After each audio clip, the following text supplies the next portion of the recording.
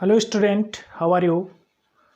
Today we are going to discuss about the fundamental unit of life. This chapter is taken from the class 9th. जो आज हम लोग करने वाले हैं वो the fundamental unit of life के बारे में पढ़ने वाले हैं। ये क्लास 9th का चैप्टर है।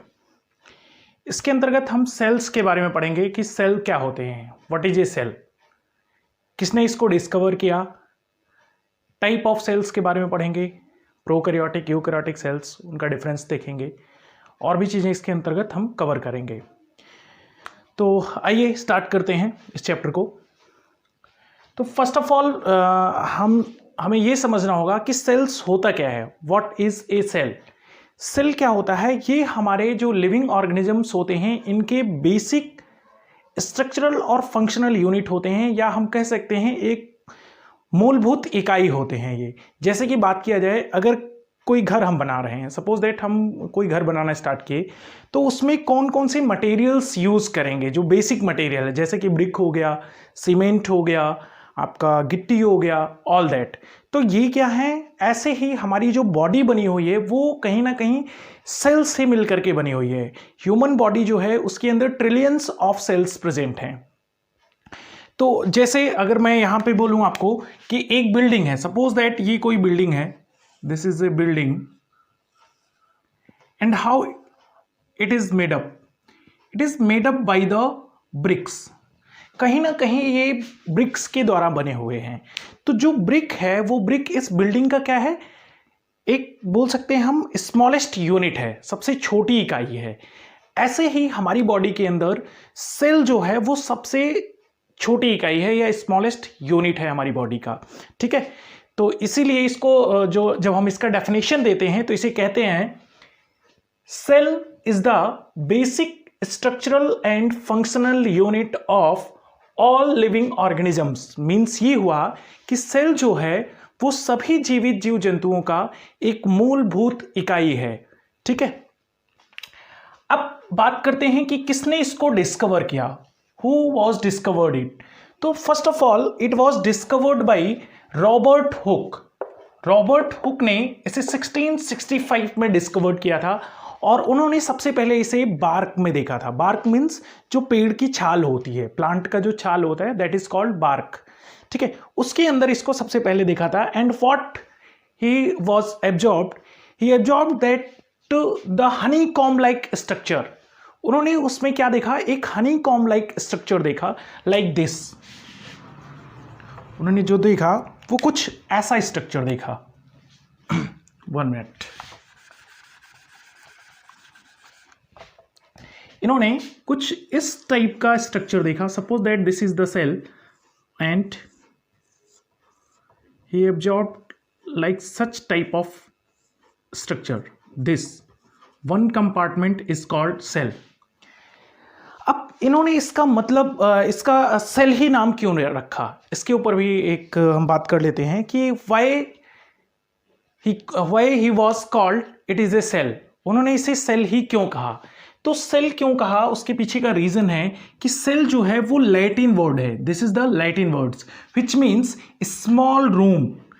ये आपको छोटे छोटे आपको एक दिख रहे होंगे compartment, that's why he was coined the term cell.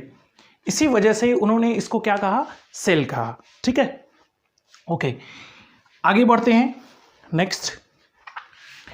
तो जो सेल्स होते हैं हमारे, वो मैं यहाँ पे एक बेसिक सेल का स्ट्रक्चर बनाया हूँ, बेसिक सेल का डायग्राम बनाया हूँ जिसे हम आसानी से समझ सकें। तो this is the cell and this is the nucleus, it is vacuoles, it is mitochondria, and all other organelles are also present here. And this is the fluid which is called cytoplasm. This is called cytoplasm. The boundary of the cell is called plasma membrane or semi-permeable membrane. Plasma membrane or semi-permeable membrane. This is the boundary. Boundary of cell is called plasma membrane or semi permeable membrane. अब एक question होता है यहाँ पे, ये उठता है कि why we are called it is a semi permeable membrane। हाँ, one more things, जो वैक्यूल्स, माइटोकॉन्ड्रिया, गोल्जी बॉडी और भी ऐसे यहाँ पे प्रेजेंट होते हैं ऑर्गेनेल्स, उन्हें बोलते हैं सेल ऑर्गेनेल्स। इन सबको अगर एक वर्ड में बोलना हो, वन वर्ड्स में बोलना हो, तो हम बोलेंगे सेल ऑर्गेनेल्स हैं ये, ठीक है। इनके बारे में हम पढ़ेंगे आगे, बट यहाँ पे आप लोगों को बस इतना समझ लेना है, this is called cell organelles, ठीक है। तो हम बात कर रहे थे why we are called it is a plasma membrane और सेमी परमेबल मेम्ब्रेन। देखते हैं, मैं इसे इरेज कर रहा हूं, आप चाहें तो पॉज करके इसको एक बार बना लीजिए। मैं यहाँ पे दोबारा से लिख दे रहा हूं, साइटोप्लाज्म, 1 मिनट, साइटोप्लाज्म। मैं एक बार यहाँ से हट जा रहा हूँ बोर्ड के सामने से, आप इससे चाहें तो वीडियो को पॉज करके आप एक बार इस डायग्राम को बना सकते हैं।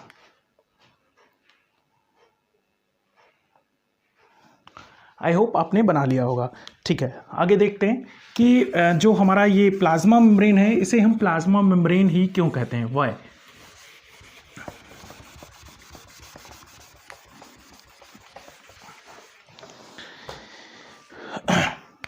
Suppose that this is the cell and it is the nucleus.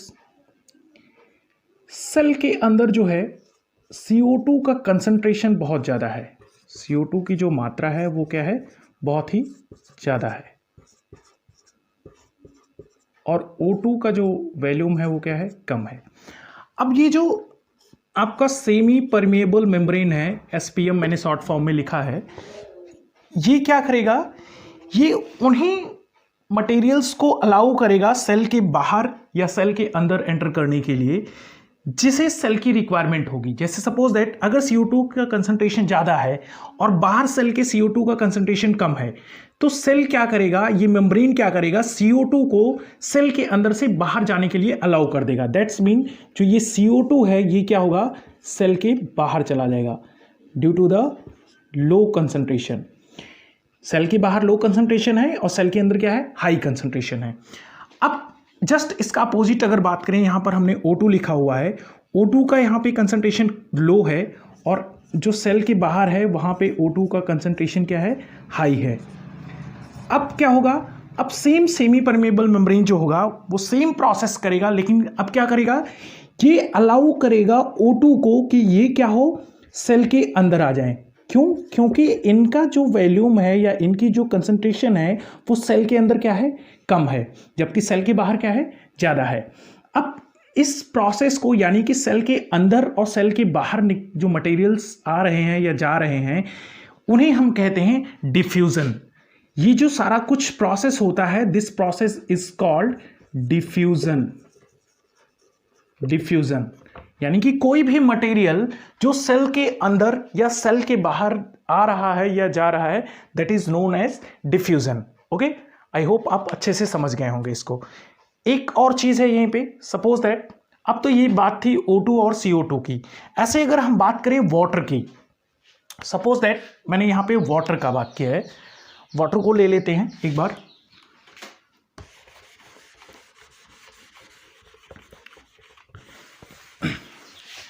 Water से देखते हैं, दिस इज आवर सेल,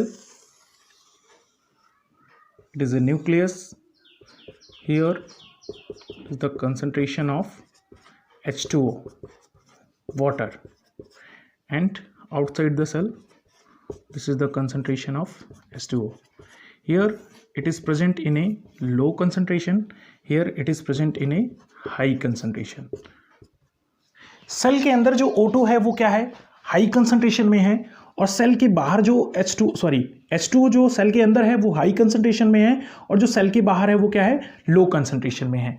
अब ये SPM क्या करेगा, सेमी परमेबल मेम्ब्रेन क्या करेगा, यहाँ पे सेम प्रोसेस करेगा जो मैंने आपको पहले भी बताया था कि जो वाटर होगा वो क्या होगा, हाई से लो कंसंट्रेशन की तरफ मूव करेगा।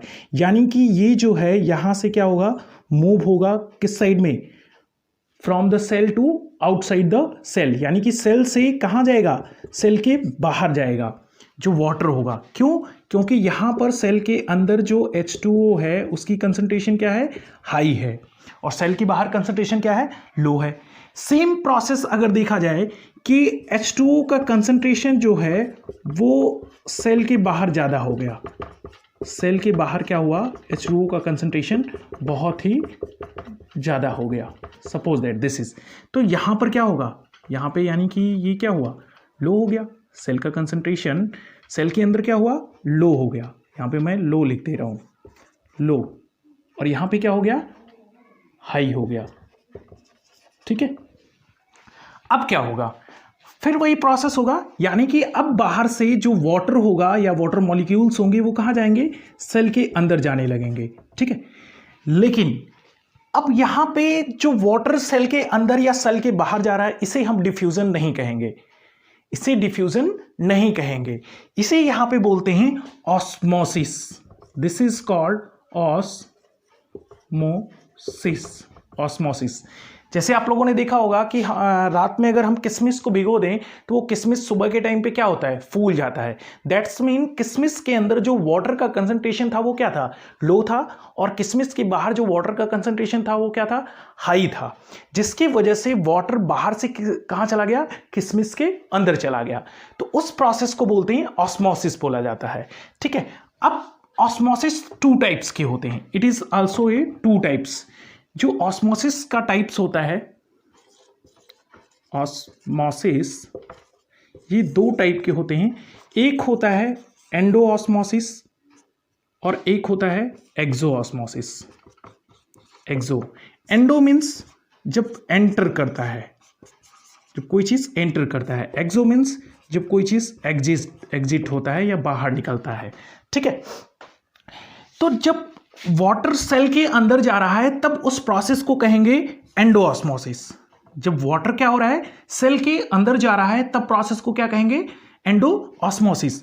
And when the water is coming out from the cell then it is called एक्सोऑस्मोसिस।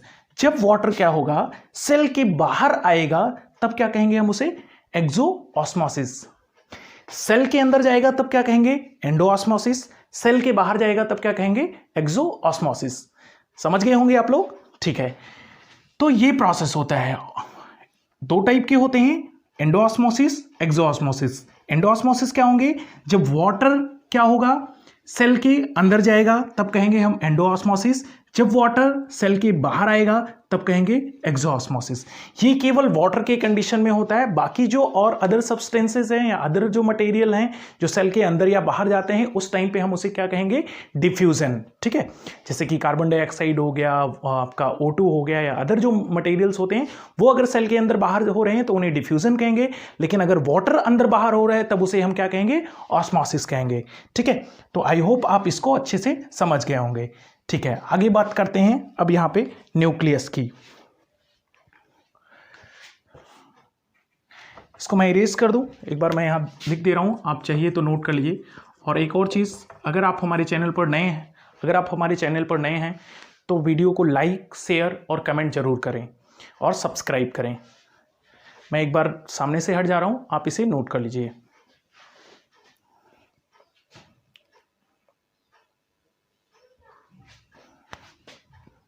एक मिनट, यहाँ स्पेलिंग रॉन्ग है, मैं इसको करेक्ट कर दे रहा हूँ।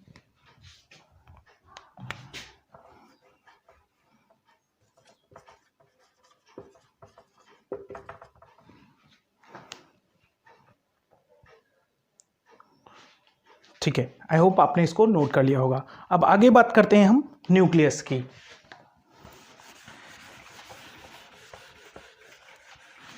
तो अभी मैं आपसे बात कर रहा था न्यूक्लियस, ठीक है। फिर से एक बार डायग्राम बनाते हैं, this is called nucleus. Nucleus को ब्रेन ऑफ द सेल भी बोला जाता है, this is also known as brain of the cell. Why? Because it regulates all the functioning of cell. क्यों इसको ब्रेन ऑफ द सेल बोला जाता है? क्योंकि ये क्या करता है, सेल की सभी फंक्शन को क्या करेगा, रेगुलेट करेगा। इसी से सेल के अंदर जितनी भी फंक्शनिंग होती है वो न्यूक्लियस से ही रेगुलेट होती है।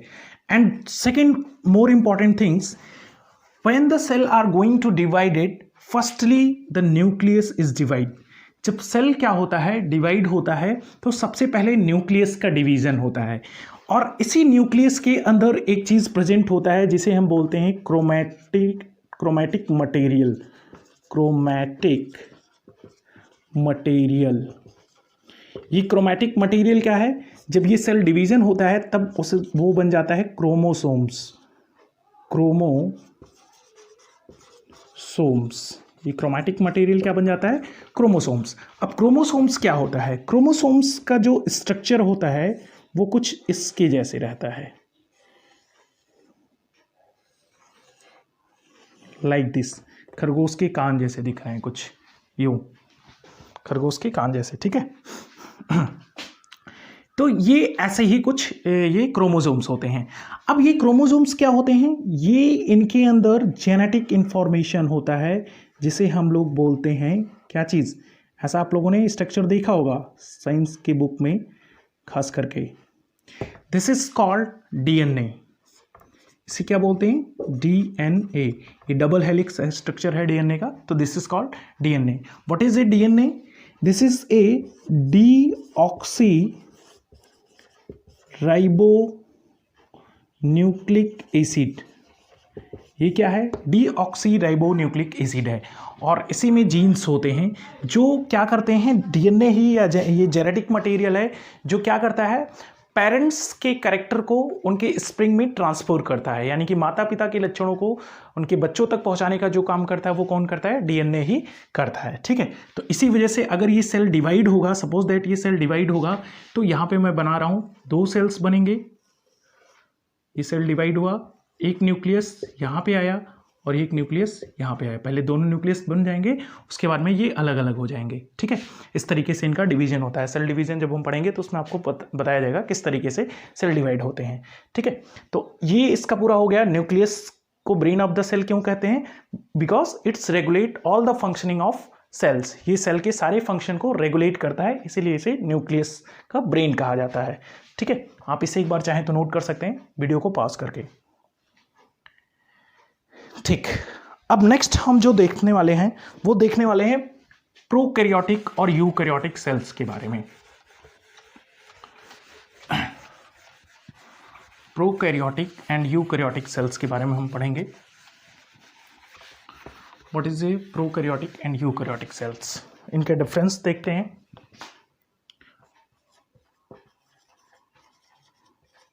Difference between prokaryotic and eukaryotic cells, ठीक है।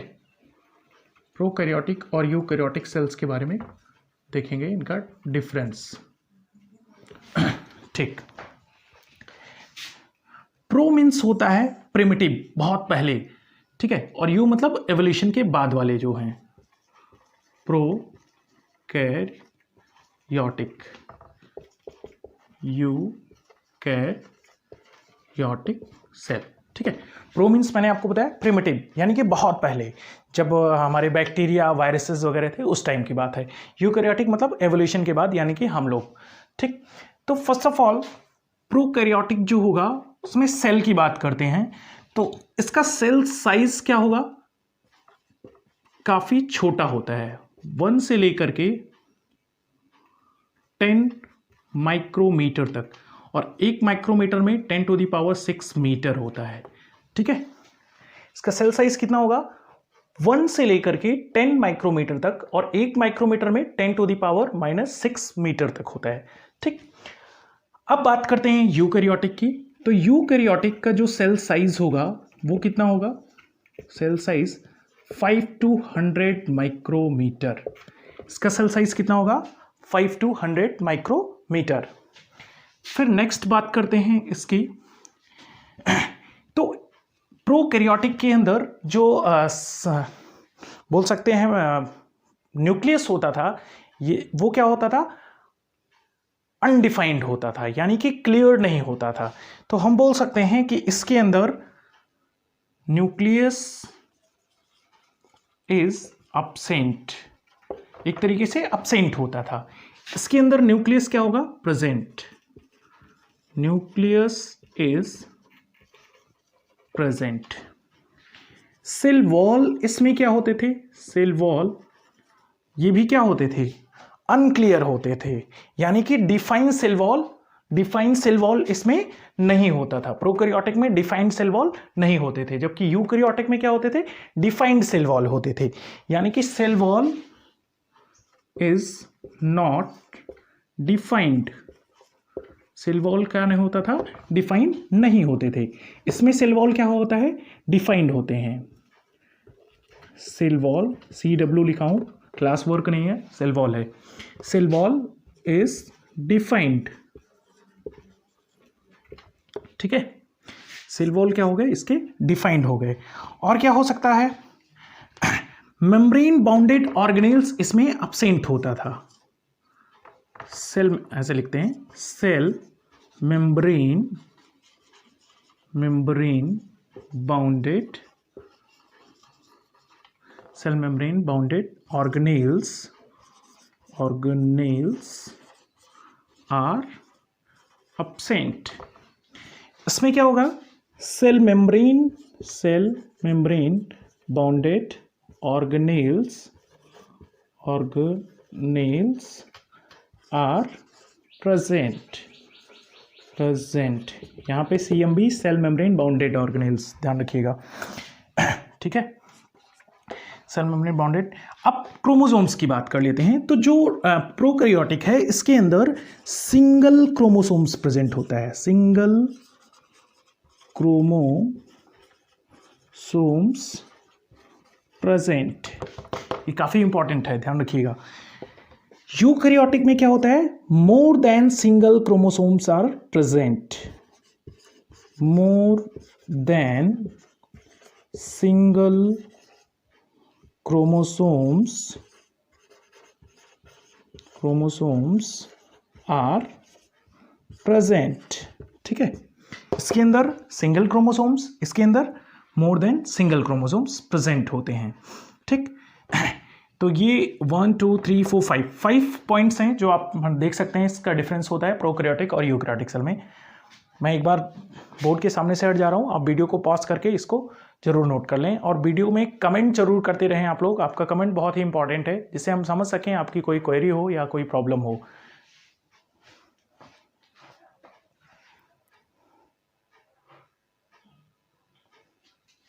ओके, आई होप आपने इसको नोट कर लिया होगा। अब नेक्स्ट हम बात करते हैं प्लांट और एनिमल सेल के बारे में, उनका क्या डिफरेंस है, प्लांट और एनिमल सेल में क्या डिफरेंस होता है, what is the difference between plant and animal cell. हम सब सेल्स के बारे में पढ़ेंगे जरूर, अभी हम थोड़ा सा मोटा जो यहाँ पे उसका एक बेसिक चीजें हैं उसके बारे में देख लेते हैं, क्या क्या चीजें हैं, ठीक है। डिफरेंस between plant and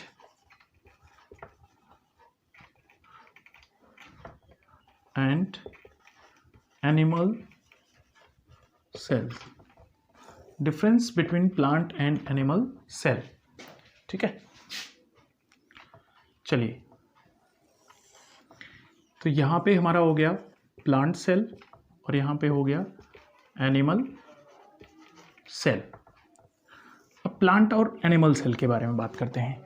तो सबसे पहले अगर हम बात करें प्लांट की, तो प्लांट में क्या होता है, सेल वॉल प्रेजेंट होता है। सेल वॉल मीन्स जो प्लांट का बार्क होता है, that is called plant cell wall.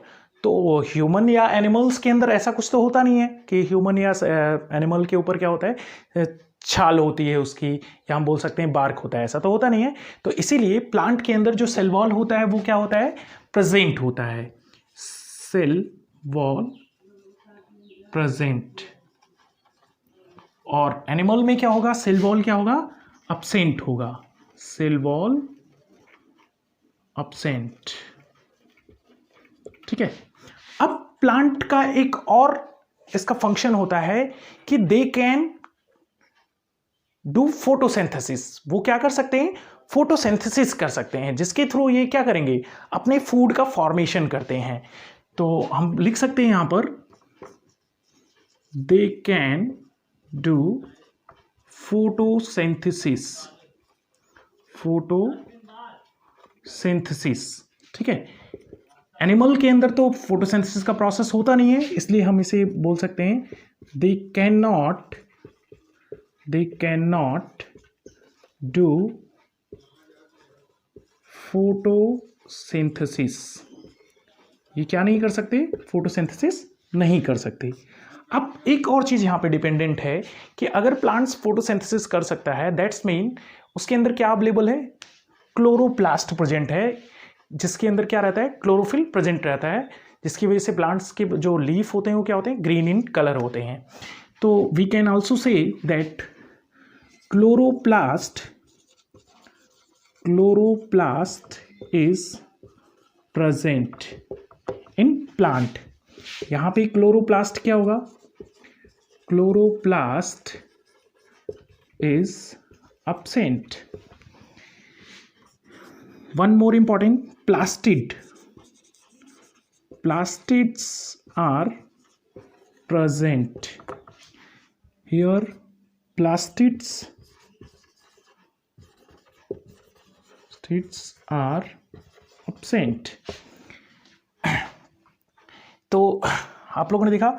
उसके बाद में नेक्स्ट बात करते हैं लार्ज सेंट्रल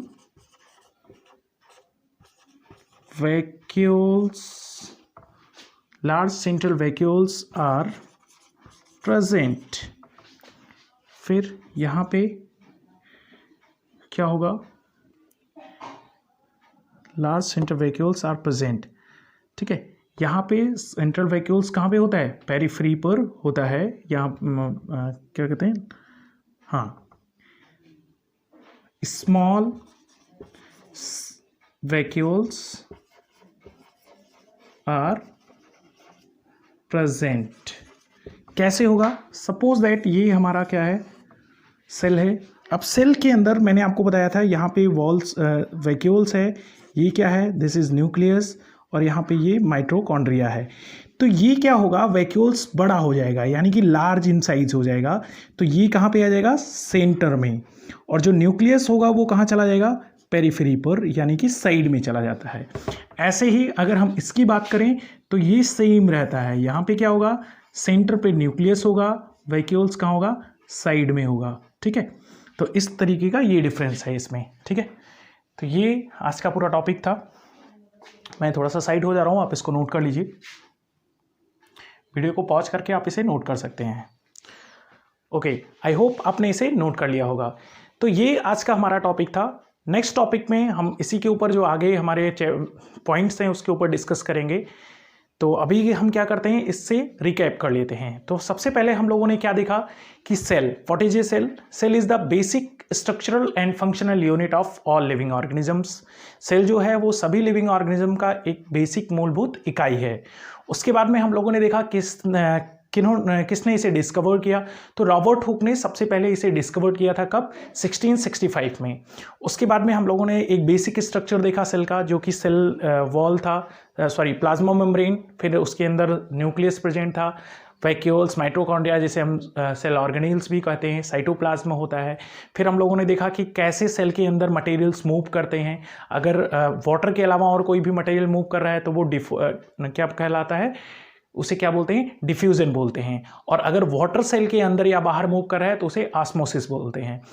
अब वहाँ पे हमने देखा कि अगर वाटर सेल के अंदर आ रहा है, बाहर से सेल के अंदर आ रहा है, तब कहलाता है एंडोऑस्मोसिस। अगर वाटर सेल के अंदर से सेल के बाहर जा रहा है तब कहलाता है एक्सोऑस्मोसिस। उसके बाद में हम लोगों ने देखा difference between prokaryotic and eukaryotic. Prokaryotic means ऐसे ऑर्गेनिज्म जो बहुत पहले थे, प्रिमिटिव, उन्हें जैसे कि बैक्टीरिया हो गया, वायरस हो गए, ये क्या है? प्रिमिटिव है या प्रोकैरियोटिक सेल्स हैं, इनके अंदर होता है। यूकैरियोटिक मीन्स एवोल्यूशन के बाद, जैसे कि हम लोग हैं, ठीक है, ह्यूमंस हैं, ये यूकैरियोटिक में आते हैं। उसके बाद में हम लोगों ने देखा difference between plant and animal, ठीक है, जिसमें हमने क्या पढ़ा कि प्लांट के अंदर सेल वॉल प्रेजेंट होता है, एनिमल के अंदर सेल वॉल एब्सेंट होता है। प्लांट जो है वो फोटोसिंथेसिस का प्रोसेस कर सकते हैं, एनिमल फोटोसिंथेसिस का प्रोसेस नहीं कर सकते। प्लांट्स के अंदर क्लोरोप्लास्ट प्रेजेंट होता है, एनिमल के अंदर क्लोरोप्लास्ट क्या होता है? एब्सेंट होता है। प्लांट में प्लास्टिड प्रेजेंट होता है, एनिमल में प्लास्टिड अब्सेंट होता है। प्लांट के अंदर सेंट्रल वैक्यूल्स प्रेजेंट होता है, लार्ज सेंट्रल वैक्यूल्स प्रेजेंट होता है, और न्यूक्लियस कहाँ होता है, पेरिफेरी पर होता है। एनिमल में स्मॉल वैक्यूल्स प्रेजेंट होते हैं और न्यूक्लियस कहाँ पे होता है, सेंटर पे होता है। ओके, तो आई होप बहुत अच्छे से आप समझ गए होंगे। मैं एक बार फिर से आपको बताना चाहूँगा कि अगर अभी तक आपने वीडियो को लाइक या सब्सक्राइब या फिर कमेंट नहीं किया है तो आप यहाँ पे लाइक, सब्सक्राइब और अपने कमेंट ज़रूर करिए। आई होप आपको वीडियो पसंद आ रहा है। थैंक यू, धन्यवाद।